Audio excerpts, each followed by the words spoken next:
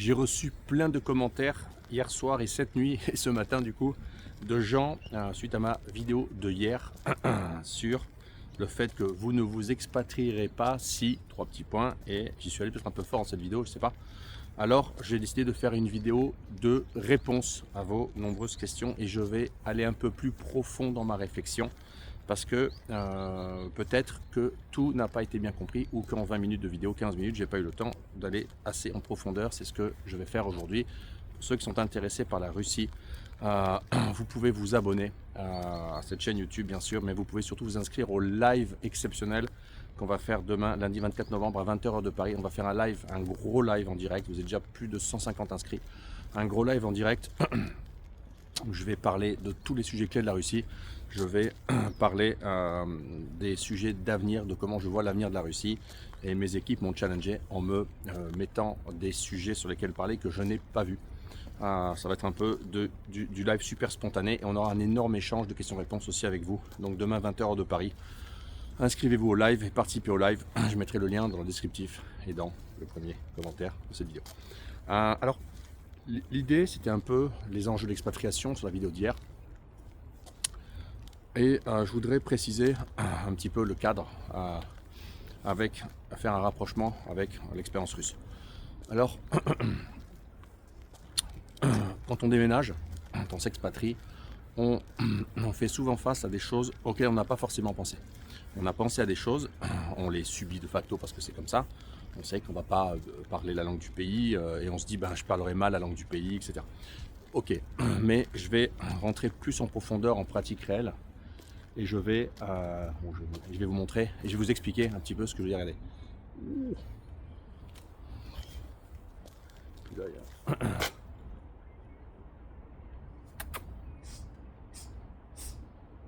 hop, il y a un deuxième. Bon, enfin, il fait froid.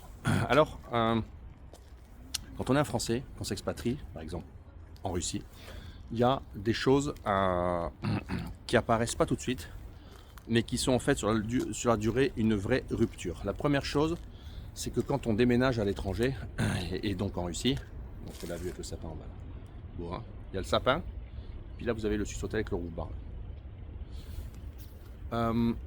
Une chose qui est vraiment très importante, qu'on voit pas au début, mais qu'on voit après, c'est la rupture de modèle. Qu'est-ce que je veux dire par là? Je veux dire que en France et dans l'UE, on est généralement habitué à vivre dans des modèles de société qui sont assez clarifiés. Clair, transparent, lisible, stable, fixe. Le cadre légal est ce qu'il est, mais en tout cas, il y a une espèce de dimension compréhensible, visible en surface et des modes opératoires de vie qui sont des modes opératoires qui sont assez clairs. Et surtout, il y a en quelque sorte une espèce de système de protection du citoyen. Le système français est un système de soutien, de production, de protection, d'encadrement. On a souvent un interlocuteur, on a souvent droit à. On peut demander ci ou ça. Et bien souvent à l'étranger, c'est vraiment le cas pour la Russie, c'est un cas extrême là-dessus, et bien tout ça, il n'y a pas. C'est-à-dire qu'en fait, on passe d'un système social de soutien aux citoyens à un système social de non-soutien aux citoyens, déjà aux citoyens russes, et encore plus parce qu'on devient étranger.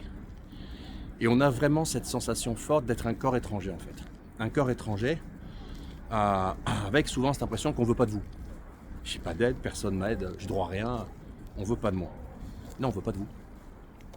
C'est vraiment la dynamique du personne vous attend, on ne veut pas de vous. Vous êtes venu ici pour faire une nouvelle vie, pour survivre, envoyé pour le travail, vous êtes venu pour des raisons personnelles, mais personne ne vous attend et personne n'a envie de vous. Et le système n'est pas fait pour les gens comme vous, le système est fait d'abord pour les citoyens, même pour eux c'est dur, donc pour les étrangers c'est encore plus dur. Donc c'est assez dur moralement de se dire que pendant 3 ans, 5 ans, 10 ans, jusqu'à avoir la citoyenneté, c'est l'objectif. Et encore, je crois que vous l'avez, mais le citoyen russe il n'a pas d'aide. Le citoyen russe il se démerde. ont des aides, les femmes qui font des enfants, et les hommes qui prennent les armes et vont en opération militaire spéciale. Ils ont de l'argent, des soutiens, des diverses aides. Les autres, pas d'aide. Hein. Donc c'est aussi partir dans une zone où il n'y a pas tout ça. C'est un pays où il n'y a pas de retraite, la Russie. Pensez à ça. Il n'y a pas de retraite. Les retraites en Russie, c'est 200 balles. 180 € en province, 250 à Moscou. Pas de retraite. Hein. C'est un pays dans lequel il n'y a pas de retraite. Les gens, ils vivent, ils bossent pour préparer leur retraite. Vous, en Europe, différent. Vous avez une retraite. Et un nombre d'entre vous, de retraités, veulent venir la dépenser en Russie. Petit malin va. Donc, cette dimension qu'en fait, on se projette et on a un endroit où finalement, si ça ne marche pas comme on s'était imaginé que ça a marché, et qu'on ne gagne pas autant d'argent, on s'imagine qu'on allait en gagner, et c'est le cas aujourd'hui. Aujourd'hui, on gagne beaucoup moins d'argent en Russie qu'avant, hein. La majorité des gens, en européens en tout cas. Les Russes s'enrichissent. Les Européens, eux, non. Et puis ils repartent de zéro, donc il faut tout construire. Il faut arriver à 40 ans, il faut commencer l'appartement. Les Russes, ils ont déjà soldé le crédit. On n'a pas cotisé pour la retraite, donc vous n'aurez pas 250 €, vous aurez 160, etc. etc. On recommence. Donc il faut penser à tout ça, il faut penser à la projection, la durée, le temps. Ce que j'essaie de mentionner dans ce point, c'est de penser à ce qui va se faire sur la longue durée. On déménage sur la longue durée. Okay. Donc cette dimension assez anxiogène, hein, finalement, de se dire que c'est pas de soutien social. Moi j'arrive avec des habitudes d'un système où on me soutient beaucoup, j'ai droit à, où je sais comment faire, et ici j'ai droit à rien, et puis en plus je sais pas comment faire. Alors, je sais pas comment faire. L'administration. L'administration en Russie, elle n'est pas stable, elle n'est pas unique, c'est une fédération. Selon les endroits, ça diffère. Selon les interlocuteurs au même endroit, ça diffère. Donc le truc, c'est qu'en fait, quand vous êtes fonctionnaire en Russie, vous avez un gros pouvoir discrétionnaire. Et donc quand vous êtes un administré étranger, administré/étranger, eh bien vous vivez toujours avec deux dynamiques. La première, c'est tout change tout le temps, on ne sait jamais, donc vous êtes toujours dans l'incertitude. Et puis le cadre légal que vous avez identifié, compris, vu, que vous avez compris, trouvé, qu'on vous a dit être le bon, bien peut-être qu'il ne marche pas en fait, parce que ce jour-là, le fonctionnaire va pas vouloir faire la mauvaise foi, vous faire chier. Voilà. Et puis là, service public, ça marche bien pour les Russes. Service public pour les étrangers, ils n'ont rien à foutre. Hein. On revient à cette notion d'étranger. Donc, vous êtes toujours un petit peu... vous êtes toujours dans cette espèce de dynamique où vous vivez entre incertitude et angoisse. Regardez récemment, tous les mecs qui avaient fait des plans là. Oui, j'ai mon RVP, je vais faire un vidage Telstra, machin. Hop, décret 821, 5 novembre. Le 6 novembre, le mec il va au MVD. Hop, monsieur, il vous faut tel document, service militaire, machin. Rien, t'es étranger, fais ce qu'on te dit. Et puis on ne sait pas comment on va sortir. Quand on va en sortir, quand ça changera. Peut-être dans 3 mois, dans 3 ans, qu'une info. Donc, étrangers, français étrangers en Russie, on vit dans une certaine angoisse et une certaine incertitude. Et les deux cumulés sont assez anxiogènes, on va pas se le cacher. Ouais, ça c'est des aires de jeu, ce sport qu'ils ont installé récemment, tout est gratuit. Hein. Allez, Moscou. Ouais, Moscou. Pas la Russie. Même si la Russie tend à copier Moscou. Nizhny Novgorod a pour modèle Moscou, il se développe comme Moscou, et Samara pour modèle Nizhny Novgorod, la compétition. Donc en fait, Moscou drive cette compétition, c'est le premier wagon, et les autres wagons suivent le wagon qui est entre eux et Moscou. Autre question? Donc, voilà. La troisième chose, la langue, j'en ai déjà parlé. J'ai eu une question très intelligente hier d'un Frédéric. Fred de 23-14, je sais pas. Donc, il m'a dit, oui, mais la langue, on peut l'apprendre. Alors c'est vrai, il y a des gens qui l'apprennent vite, hein, 2 ans, 3 ans. Oui, mais il n'y a pas que la langue. Parce qu'une fois que vous savez comprendre le russe, d'abord on comprend, après on parle, il y a tout un moment où vous comprenez, vous n'osez pas parler. Et les gens sont généralement timides, et c'est propre aux Français d'être un peu gênés de parler dans les étrangères parce qu'on n'est pas bon. On a souvent un accent insupportable, en anglais d'ailleurs, comme en russe. Donc les Français sont souvent, tout le monde, hein, les étrangers en général, mais les Français, coincés, timides de parler. Et moins ils parlent, moins ils apprennent le russe, moins ils prennent l'habitude de parler russe, moins ils deviennent proficients en russe, et moins ils socialisent. Donc il y a aussi toute une dimension de code culturel linguistique. C'est-à-dire qu'en fait, c'est la façon de parler, c'est la façon de s'exprimer, c'est le moment où parler, c'est l'humour, c'est la façon de s'adresser à un fonctionnaire, c'est la façon de demander des choses quand c'est un russe officiel et un russe pas officiel, etc. Donc il n'y a pas que la langue, au sens maîtrise de la langue, au sens du vocabulaire, du ci, du ça.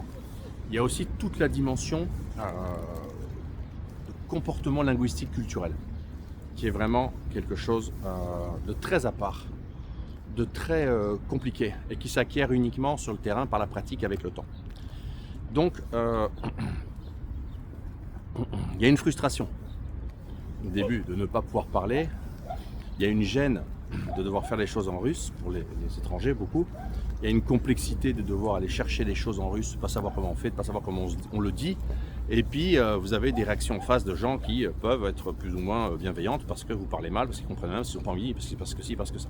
Encore une fois, l'interlocuteur. Donc, c'est pas que le niveau de russe, c'est la compréhension de la langue en fait.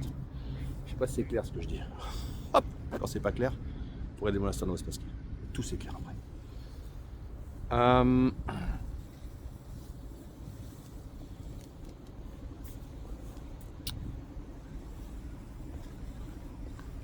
Une autre chose, c'est qui heurte beaucoup les Français en Russie, c'est la langue, la communication.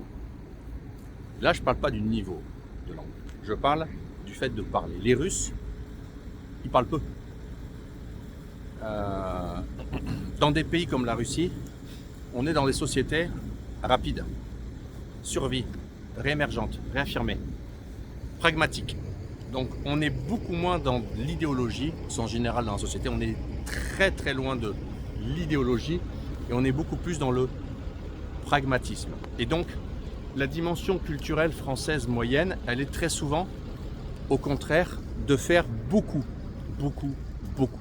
d'idéologie. Les Français adorent parler de politique, ils adorent refaire le monde, ils adorent parler longtemps, etc. Les Russes ne font pas ça. Les Russes ne sont pas du tout comme ça. On parle de choses beaucoup plus light en Russie. Pas parce que les Russes sont plus bêtes, parce que c'est un code culturel différent. On peut parler de tout avec des gens qu'on connaît. Mais en général, on parle moins, on blablate moins. Blablabla, c'est français ça. Et on est moins dans l'idéologique, et beaucoup plus dans le pragmatisme. Et ça, c'est quelque chose de très important. Pour la socialisation, ça se plug sur le point précédent, qui n'est pas le niveau de langue, mais le code culturel linguistique, c'est qu'on ne parle pas de choses qui n'intéressent pas les gens en Russie quand on n'a en plus pas le niveau de langue. Ok, donc ça c'est une grande difficulté. Si vous êtes branché pêche, vous allez beaucoup plus vous adapter en Russie en général que si vous êtes branché discussion philosophique et politique sur l'histoire française. Parce que c'est comme ça en fait. En Russie, on parle peu de politique. C'est pas un sujet que les gens ont envie d'aborder en communauté, en groupe. C'est un sujet duquel ils sont assez distants, les Russes en général. C'est pas que ça les intéresse pas, mais ils sont distants. Ils voient pas la politique comme un sujet clé de la société russe. Ils l'ont jamais vécu, ils l'ont jamais pensé comme ça. Et aujourd'hui, c'est toujours pas le cas. Ok. Une autre chose qui est très irritante, c'est dans les codes. On revient sur les codes culturels.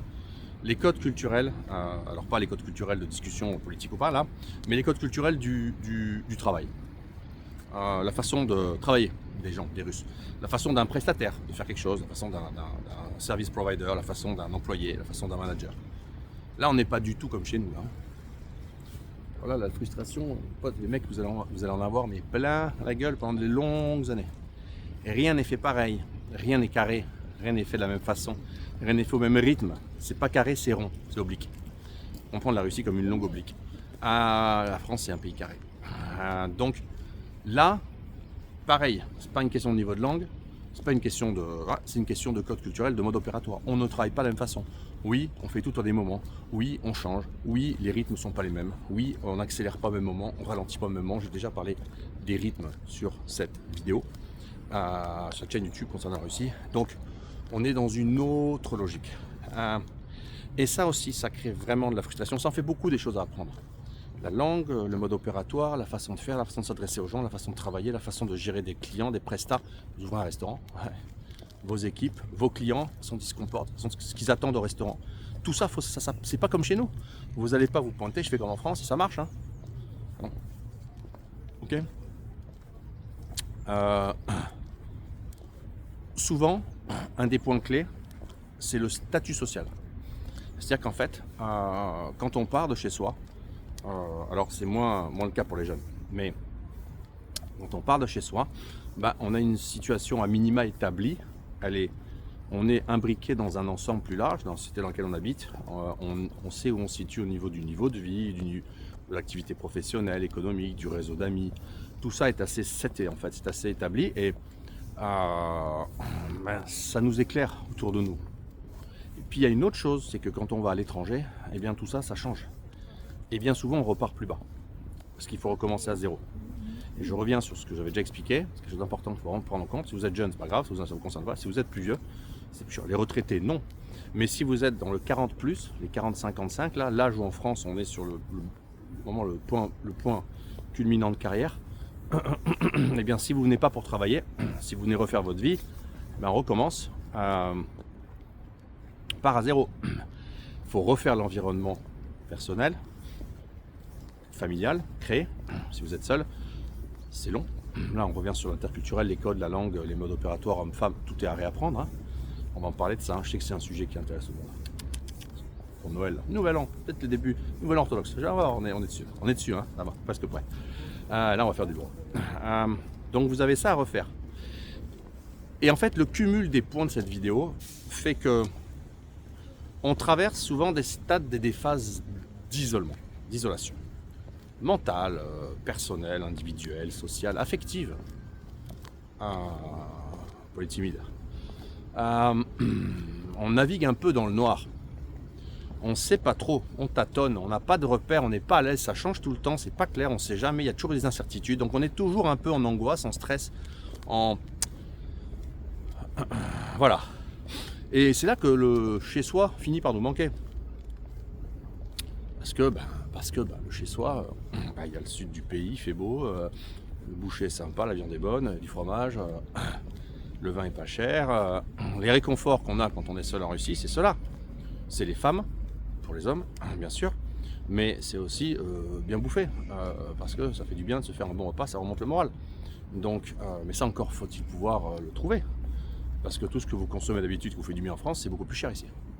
Ce que vous allez consommer ici, la nourriture, votre palais n'y est pas habitué. Il peut s'y habituer, il y a des gens qui apprécient nourriture locale. Puis il y a des gens qui n'aiment pas. Ça aussi, c'est un point fondamental pour les Français, nourriture. Alors évidemment, il y a tout en Russie, on mange super bien, etc. Mais il y a des gens pour qui il faut manger comme en France. Alors vous allez pouvoir trouver des profiteroles, pourtant. Mais voilà, la bonne viande peut être plus chère, le bon vin peut être plus cher. Il n'y a pas les fromages français, hein. Les fromages russes sont très bons, mais c'est pas les mêmes. C'est pas vos goûts. Et tout ça, il faut que vous vous habituiez à ces nouveaux goûts. Il faut que votre palais, lui aussi, s'habitue aux goûts locaux. Ok ? Voilà, donc l'objectif de cette vidéo, c'est quoi ? C'est de vous permettre de mieux projeter des difficultés qui ne sont pas des difficultés de surface, c'est des difficultés d'intérieur, des difficultés dans lesquelles vous allez de toute façon devoir plonger, vous allez devoir les traverser. Alors pour certains, ça va être vite, vous allez passer vite à travers, vous êtes bien accompagné, vous gagnez de l'argent, vous travaillez, ça match, vous comprenez les rythmes russes. Pour d'autres, ça va être beaucoup plus long, beaucoup plus pénible, beaucoup plus angoissant, lourd, occupant l'esprit. Et bien sûr que quand vous arrivez en Russie, toutes les angoisses que vous aviez en Occident, des stress, vous les évacuez. Donc il y a de la place libre. Mais cette place, elle est vite réoccupée par ce que je viens de mentionner en fait. Elle est vite réoccupée par ça. Elle est vite réoccupée par le fait que globalement, il y a de nouveaux problèmes qui arrivent, de nouvelles lourdeurs. Et vous ne les avez peut-être pas vu arriver suffisamment vite. Elles vous tombent dessus, plus ou moins vite selon les gens. Ok ? Je crois que c'est tout ce que je voulais dire sur cette vidéo. L'objectif de cette vidéo et de la précédente, celle d'hier, c'est quoi ? c'est pas de faire des vidéos brin-brin, tin sur la Russie, ça m'intéresse pas. Cette chaîne YouTube, moi je vous parle des choses factuelles. Je parle à des gens qui ont des projets de vie en Russie, de travail en Russie, des gens qui s'intéressent vraiment en profondeur à la Russie. Raconter des histoires, montrer que Maxime il est installé là, il mange une entrecôte, m'intéresse pas moi. Moi je vous parle de choses en profondeur, choses sérieuses, choses que moi je vois avec les gens que j'accompagne et que j'ai digéré moi mentalement par de la réflexion et par le fait que ça fait 18 ans que j'habite ici. Ok, voilà, donc le but c'était ça et je voudrais vous parler de la Russie. Inscrivez-vous, on va en parler demain lundi à 20h de Paris, live exceptionnel, le Frussier en live, on va parler d'un tas de sujets et surtout on va avoir une énorme interaction questions-réponses avec vous. Donc inscrivez-vous au live de demain et je vous dis à très bientôt pour une nouvelle vidéo sur ma chaîne YouTube.